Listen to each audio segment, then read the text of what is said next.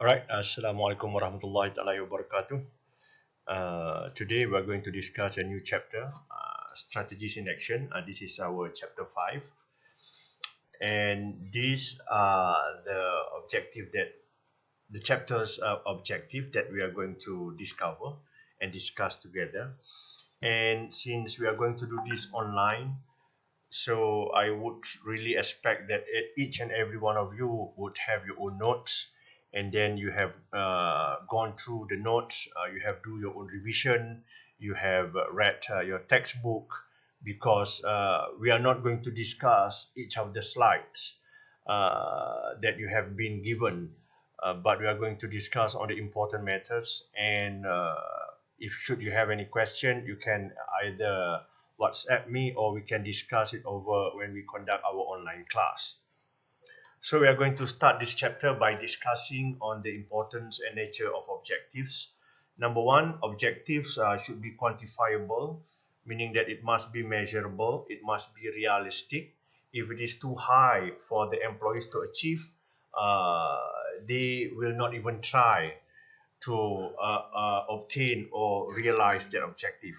And it must be understandable, and it must be challenging. If it is too easy, sometimes we might not want to pursue that objective if we find that that objective is not that challenging enough for us.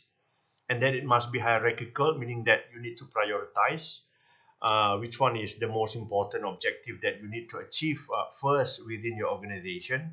And it must be congruent in the sense that it must speak throughout the organization, not only designed for a specific department or for a specific faculty within your company. Objective, in general, they provide direction, in evaluation, establish priorities, reduce uncertainty, and at least the employees, they would base on the objective that needs to be achieved. So they at least they know what are the things that they need to be doing, and it also minimize conflicts and aid in both the allocation of resources and the design of the jobs. These are the how does the objective is different at the different level. We can see that the differences in terms of long-term objective and annual objective based on the organizational level. So for the corporate, they are more onto the long-term objectives. For the divisional levels, they are more 50-50 in terms of long-term as well as annual objective. And functional levels, they are more involved in terms of designing annual objectives.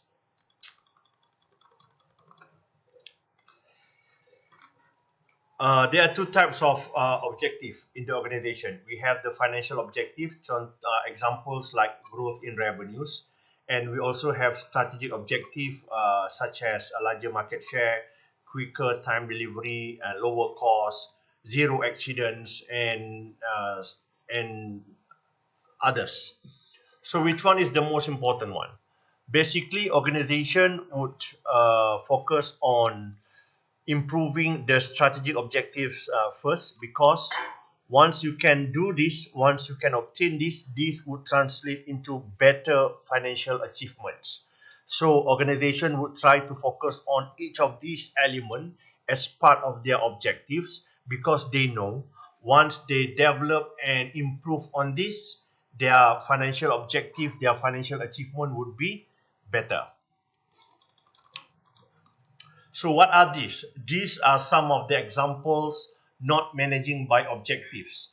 You need to have your textbook. For example, managing by extrapolation, it means that you don't do anything if there is no problem. So in the sense that if it ain't broken, you don't fix it. So as long as the management of your company seems okay, so you just let it be. And that's not right, because in the organization we are talking about continuous improvement. So you need to continuously monitor and identify areas that you can improve. Managing by crisis, it happens to many managers.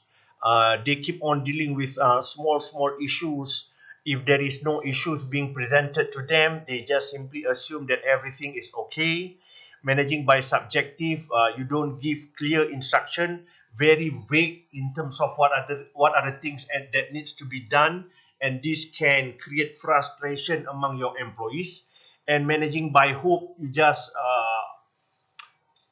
keep on praying and hoping that things will get better. Maybe perhaps because you don't have enough experience before, so you just hope that the trend would turn into your way. And this is also not a good example of strategic management or the way that you need to manage your organization.